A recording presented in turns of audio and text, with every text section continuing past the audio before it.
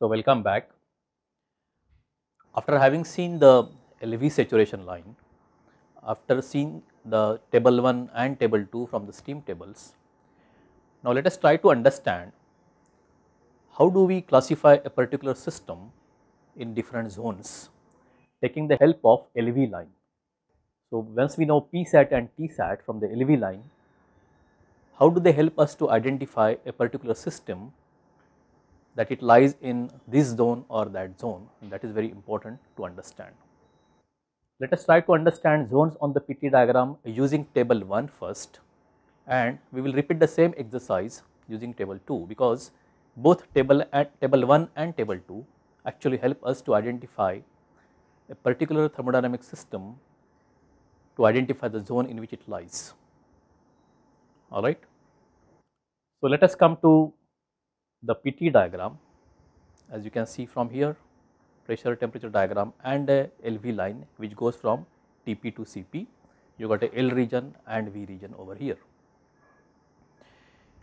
On the right side of this LV line, what we have is a superheated vapor zone which is shown over here, and on the left side is the subcooled or compressed liquid zone as shown over here. Also, we know this critical point coordinates, and when the pressure and temperatures are beyond the critical range, that means pressure is beyond the critical pressure and temperature is beyond the critical temperature, we lie in a supercritical fluid zone as shown over here. And also we know that if the system lies on this line, saturated line, we know that it is a two-phase zone. It could be saturated liquid, saturated vapor, or two phases in equilibrium, and that is what we see when this system lies on LV line.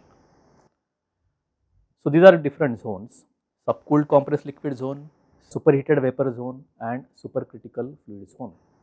The question is, if I am given the PT coordinate of any thermodynamic system or state, how do I identify where does it lie, which zone it belongs to, and that is the question right now.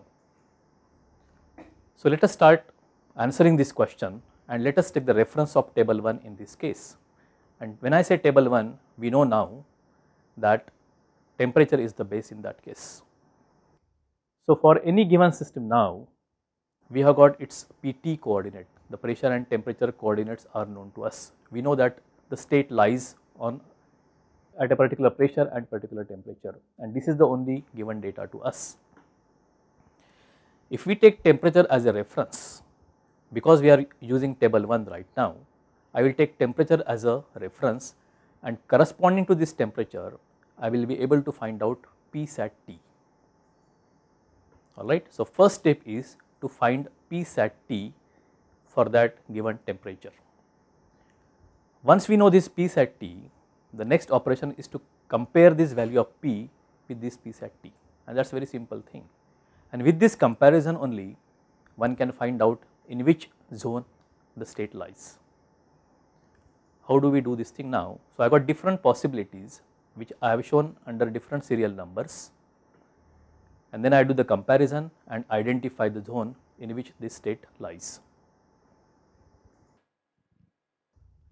Let us say the first state, the first case is here that P is equal to Psat T. So, for a given temperature, I found out Psat T, and we found that P is equal to Psat T. What does it mean? It means that for a given temperature, the corresponding value of Psat T lies over here. That is why the pressure happens to be Psat T over here. It also means that this T is Tsat P, is not it? And the coordinates of this state will be Psat T and Tsat P. And therefore, we say now if P is equal to Psat T, the state lies on the saturation line as shown over here. So, this PT point, this state of any thermodynamic system lies on the LV line. So, it could be a saturated liquid, saturated vapor, or it could be a two-phase mixture in equilibrium, and that is what we can predict. As soon as we know the temperature, find out Psat T, compare this and come to the conclusion that it lies on saturation line as shown over here.